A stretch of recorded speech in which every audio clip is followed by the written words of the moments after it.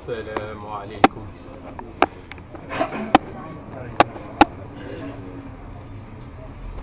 أعوذ بالله من الشيطان الرجيم. بسم الله الرحمن الرحيم. الحمد لله رب العالمين الرحمن الرحيم مالك يوم الدين إياك نعبد وإياك نستعين اهدنا الصراط المستقيم صراط الذين أنعمت عليهم غير المغضوب عليهم ولا الضالين. اللهم صل على سيدنا محمد الفاتح لما أغلق والخاتم لما سبق ناصر الحق بالحق والهادي إلى صراطك المستقيم وعلى آله حق قدره ومقداره العظيم.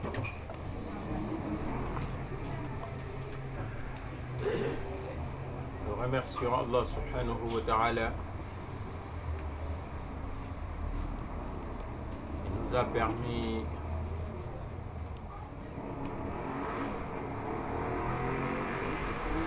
de pouvoir revenir partager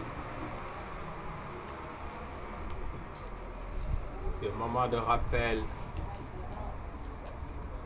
en ce qui concerne les enseignements de Sayyidina Cheikh Ahmed Tidjani radhiyallahu anhu, en ce qui concerne le trésor que nous a laissé Sayyid al-Wujud wa alam al-shuhud Sayyiduna Muhammad sallallahu alayhi wa sallam. Nous remercions Allah subhanahu wa ta'ala aussi parce que nous avons pu vivre ensemble la semaine dernière le Gamou parrainé par Cheikhana al-Hajj Omar radhiyallahu anhu à l'honneur du prophète Sayyidina Muhammad sallallahu alayhi wa sallam. Et qui dit Cheikh Omar radhiyallahu anhu dit toute la tariqa, dit tous les mashayikh, dit l'islam tout court. Aujourd'hui, on va parler d'un point dans la tariqa, mais un point qui concerne aussi l'islam, un point qui concerne la vie de tous les jours. Le fait de se mettre devant. Il y a un mot dans la tariqa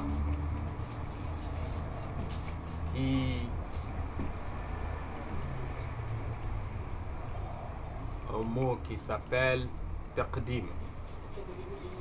Le fait de mettre quelqu'un devant, ou le fait que quelqu'un se mette devant, ou le fait que pour une raison ou une autre quelqu'un se trouve devant.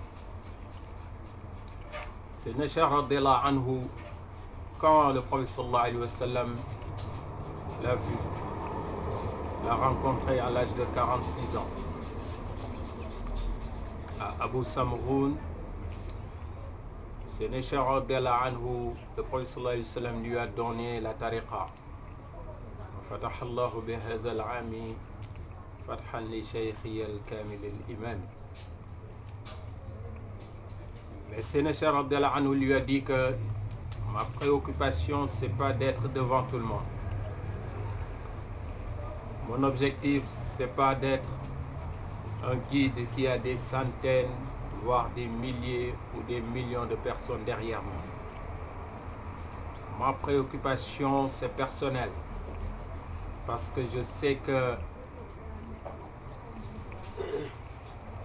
il y a des niveaux, des maratib que je voudrais atteindre, et si je ne travaille pas, si je ne fais pas de zikr, si je ne m'enferme pas pour faire beaucoup de khalwa, je ne pourrai jamais atteindre ces niveaux. Donc le fait de se mettre devant les gens, ça ne fera que me retarder, pas plus.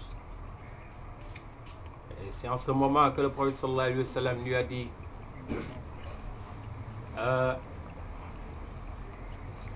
ça fait partie de la mission.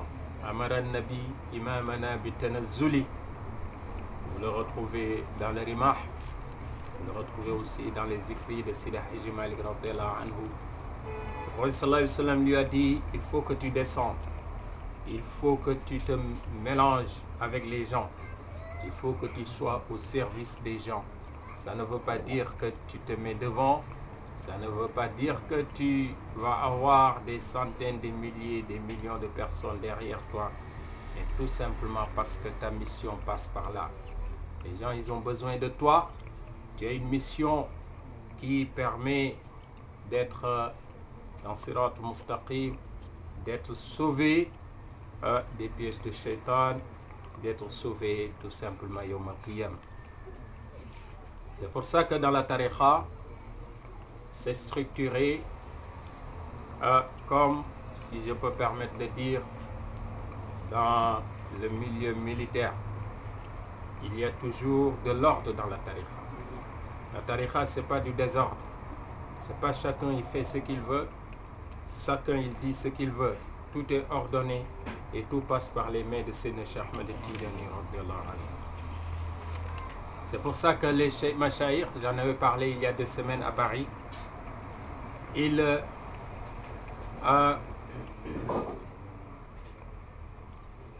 mettaient en garde le disciple pour ne pas à tout moment vouloir se mettre devant, pour ne pas à tout moment être tombé dans le piège de Shaitan, parce que le piège de Shaitan, c'est le fait de dire que pourquoi lui il est devant, pourquoi pas toi? Eh bien lui il connaît pas mieux que toi, lui il parle pas mieux que toi, lui il n'est pas plus âgé que toi, lui il est pas ceci, il est pas cela, et un jour ou l'autre tu vas te lever toi aussi dire que moi aussi je dois être devant comme tout le monde. C'est pour ça qu'il dit wala taqraban akhi riyasata innaha tatufu biha shurur min kulli wijhatin. Il dit que ne te rapproche pas, mon frère, wala taqraban akhi, ne te rapproche pas, mon frère, riyasa, la volonté d'être devant, d'être le guide, d'être celui que tout le monde voit, celui que tout le monde entend ou écoute. Il dit que innaha tatufu biha shurur. Il dit que parce que le fait de vouloir toujours être devant, le fait de vouloir toujours diriger, c'est un état autour duquel toute forme de mal tourne. C'est-à-dire, le mal tourne toujours autour de cet état d'esprit. Le fait de vouloir dire que, eh bien, s'il y a 2 ou 3 personnes, forcément c'est moi qui dois diriger. Il dit innaha tatufu biha shururu min kulli wijhatin. De tous les côtés, le mal lui arrive. Cet état d'esprit, le fait d'avoir cet état d'esprit. Il dit fala tarkanan li ka'bati sharri warrada. Alors il te dit que ne t'appuie pas sur la Kaaba du mal. Il dit que c'est ça la Kaaba du mal. Vous voyez la Kaaba, j'en ai parlé à Paris. La Kaaba, c'est qu'il y a plus d'1 milliard de personnes qui prient autour de la Kaaba. Partout dans le monde, il y a quelqu'un qui dit Allahu Akbar, Assalamu alaikum, orienté vers la Kaaba. Il dit le fait de vouloir être le guide, le chef, le responsable, il l'appelle Ka'batu Sharri. Ka'batu Sharri. Comme la Kaaba est la référence de tous les musulmans qui prient, le fait de vouloir être le chef, le guide, le référent, c'est une forme de Kaaba autour de laquelle tournent toutes les formes de mal. C'est pour ça que Rasul sallallahu alayhi wa sallam, il disait Hubbu riyasa ra'su kull khati'atin. Le fait de vouloir être le chef, le dirigeant, le fait d'être obnubilé par cet esprit, alors il dit que c'est la tête, en tout cas, c'est le point focal de toute forme de mal. Ra'su kull khati'atin. Comme la tête est représentative sur le corps humain, la place que la tête a sur le corps humain, c'est la place qu'a le fait de vouloir être toujours le chef sur toute forme de mal, si on peut le dire de cette façon.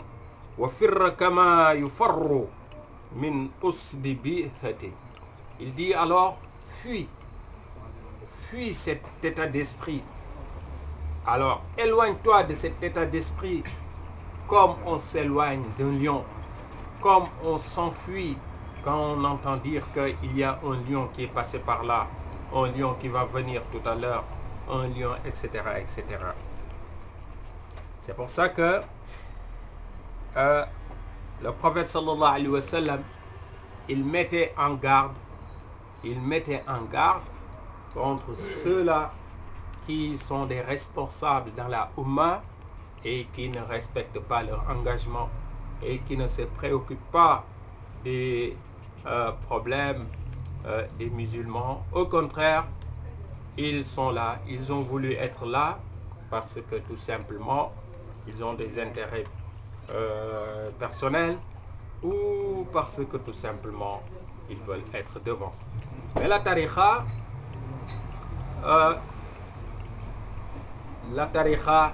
interdit cet état d'esprit. Le fait d'être là, c'est parce que c'est une façon de zikr aussi. C'est un travail que tu fais pour Sayyidina Cheikh Ahmed Tijani radiyallahu anhu. Donc il fait Fakihatul Kitab de Cheikh Hajj Malik radiyallahu anhu. Il a un chapitre dans lequel il a parlé rien que de taqdim, rien que de celui-là qui parle au nom de ses frères Tijani, celui-là qui est avec ses frères Tijani et qui, masha'Allah, qui est leur chef, si on peut le dire de cette façon. Et ça rentre dans le cadre de Daïra, ça rentre dans le cadre de la mosquée, de l'imam, ça rentre dans le cadre de l'organisation d'une ville, d'une région, d'un pays, etc., etc. Le pire des mots qu'on peut avoir en tant que Tijani, c'est de courir derrière cette volonté de vouloir être le chef, de vouloir être le président, de vouloir être le ceci, le cela. Ça, c'est ignorer complètement les enseignements de cette tariqa. C'est ne pas comprendre le sens du rôle du représentant dans cette tariqa tel que l'a enseigné Sayyidina Cheikh Ahmed Tijani radiyallahu ta'ala anhu. Le prophète sallallahu alayhi wa sallam, il disait Sayyidul qawmi khadimuhum, le plus noble parmi dans l'assistance, parmi les gens, c'est celui qui travaille, qui est à leur service. Donc, en quelque sorte, c'est leur esclave. Mais maintenant, le problème dans tous les daïras, le problème dans toutes les organisations, ici en France, ailleurs aussi, les gens ils courent sans arrêt, sans réfléchir. Parfois même tu te demandes est-ce qu'ils respirent derrière cette envie de vouloir être le chef, de cette envie de vouloir représenter la tariqa, parler au nom d'eux. Quand les mashayikh, ils arrivent, ah, c'est moi qui ai fait ça, c'est moi, le moi, alors que le moi, ça fait partie des ennemis. Le moi, c'est le nafs, c'est rien d'autre que le nafs. Et Sidi Mohamed al-Busri nous l'avait dit, wa khalifin nafs wa shaytan wa asihima wa inhuma mahabbaka nushaf at-tahimi. Donc ce dars s'est orienté vers ce point-là, parce que maintenant on sent que ça crée beaucoup de difficultés dans les dawaïr. Ça crée beaucoup de dissensions entre les frères. Pourquoi lui il est devant? Pourquoi pas moi? Pourquoi celui-ci? Pourquoi vous préférez telle personne? Alors que Sayyidina Cheikh radiyallahu anhu, il a bâti cette tariqa, il a construit cette tariqa dans la mahabba.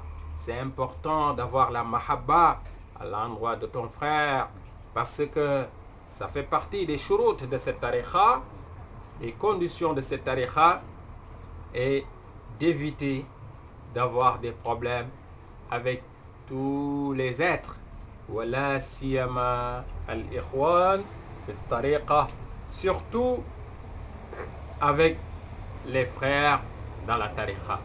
Donc tout ce qui peut amener des problèmes entre toi, cher frère, et ton frère Tijani, il faut l'éviter. S'il veut être devant, laisse-le. C'est pas la peine, on n'est pas dans des organisations politiques. La tariqa, c'est pas de la politique. La tariqa, c'est pas du syndicalisme. La tariqa, c'est un cadre pour adorer Allah subhanahu wa ta'ala. Celui qui veut être devant, celui qui court derrière cette idée, cet esprit, eh bien, je me dis qu'il n'a rien compris dans la tariqa, parce que la tariqa, c'est l'humilité. La tariqa, c'est pas l'orgueil. La tariqa, c'est la modestie. La tariqa, c'est quand tu vois quelqu'un, tu te dis qu'il est meilleur que toi. Quand tu vois quelqu'un, tu te dis que je devrais me rabaisser jusqu'à même m'allonger et qu'il marche sur moi, même s'il me fait mal. C'est ça l'esprit de la tariqa. C'est ça l'esprit de l'enseignement de Sayyidina Cheikh Ahmed Tidiane radiyallahu anhu. Et jamais de la vie, la tariqa n'a été un cadre où, à chaque fois que je me présente avec des frères, que je suis dans une assemblée, eh bien c'est moi que tout le monde doit écouter, c'est moi que tout le monde doit entendre, c'est moi qui dois faire ceci, c'est moi qui dois faire cela. Eh bien là, chers frères, on passe à côté de l'enseignement de Sayyidina Cheikh Ahmed Tidiane radiyallahu anhu. Donc on va s'arrêter là. On va s'arrêter là et on demande qu'Allah subhanahu wa ta'ala qu'il nous ouvre les cœurs. On demande qu'Allah subhanahu wa ta'ala qu'il nous fasse comprendre l'enseignement de la tariqa, qui est une tariqa de mahabba. Une tariqa de mahabba, rien d'autre que de mahabba. Mahabba à l'endroit de ton frère. Mahabba à l'endroit de ceux-là même qui sont des musulmans et qui ne sont pas dans la tariqa. Mahabba à l'endroit de toute la créature d'Allah subhanahu wa ta'ala. Et qui dit mahabba, c'est-à-dire tu privilégies l'autre. وَيُؤْثِرُونَ عَلَىٰ أَنفُسِهِمْ وَلَوْ كَانَ بِهِمْ خَصَاصَةٌ. Rasul sallallahu alayhi wa sallam, il avait fait un travail exceptionnel à Médine. Quand les muhajiroun, ils ont arrivé, ils ont trouvé les ansar. Les ansar, ils ont partagé avec les muhajiroun ce qu'ils avaient. Ils ont partagé avec eux leurs biens. Ils ont partagé avec eux leurs terres. Il y en a même qui n'ont pas hésité à dire à certains, si vous aimez une de mes femmes, dites-le moi, je me sépare de cette femme et toi tu vas la marier, pour vous dire que ça c'est un niveau élevé, de l'esprit de partage. Bien sûr que c'était un exemple, mais le compagnon en question, quand ce Ansar lui avait proposé de prendre une de ses femmes, lui avait dit non, je ne prends pas ta femme, montrez-moi le marché, dallouni ila souq, montrez-moi le marché, je vais travailler. Et Allah subhanahu wa ta'ala lui a mis de la baraka dans son travail, et finalement il faisait partie des Sahaba qui étaient les plus riches de Médine, Abdurrahman ibn Auf. Donc pour vous dire que, radiyallahu ta'ala anhu, à Médine, il y avait cet esprit de partage. C'est cet esprit de partage, de vivre ensemble, d'être des frères, que Seyna Cheikh radiyallahu anhu a voulu mettre dans la tariqa. Le frère Tijani, il doit vivre avec son frère Tijani, comme les Sahaba, ils vivaient à Médine, les Muhajiroun wal Ansar. Et jamais, et c'est moi qui dois être devant, jamais c'est moi qui dois être ceci, c'est moi qui devrais être cela. أقول قولي هذا واستغفر الله لي ولكم ولوالدي ولوالديكم فاستغفروه إنه كان غفارا. اللهم صل على سيدنا محمد الفاتح لما أغلق والخاتم لما سبق ناصر الحق بالحق والهادي إلى صراطك المستقيم وعلى آله حق قدره ومقداره العظيم. سبحان ربك رب العزة عما يصفون والسلام على المرسلين والحمد لله رب العالمين. donc ñi am suñu mbégte di feddali suñu wëllëre ak suñu remerciement ci ñi ñu jàppale ñëpp ci gàmm bi passé ni ñu ciy sant yàlla bu baax a baax a baax di wax ne rek lii rek lañ ci am di invité ñëpp képp koo xamante ne kii xew la na rek fu waaye manti nekk lu ci waaye manti def rek mu jàppale ci waa daayira bi fépp fu ñu manti nekk képp kuy liggéey rek ñu jàppale ko ci yu mel noonu daal di wax ne kontaan nañu lool di leen maasawu coono di yëkki kàddu googu nag maa ngi koy yëkkee ci turu waa daayira bi yëpp bu Zawiya Tidiane de Provence. donc di ñaan it incha allah képp koo xamante ne ki dafa am manifestation yàlla jubal ko te nangu ko incha allah asalaamaaleykum wa rahmatullah.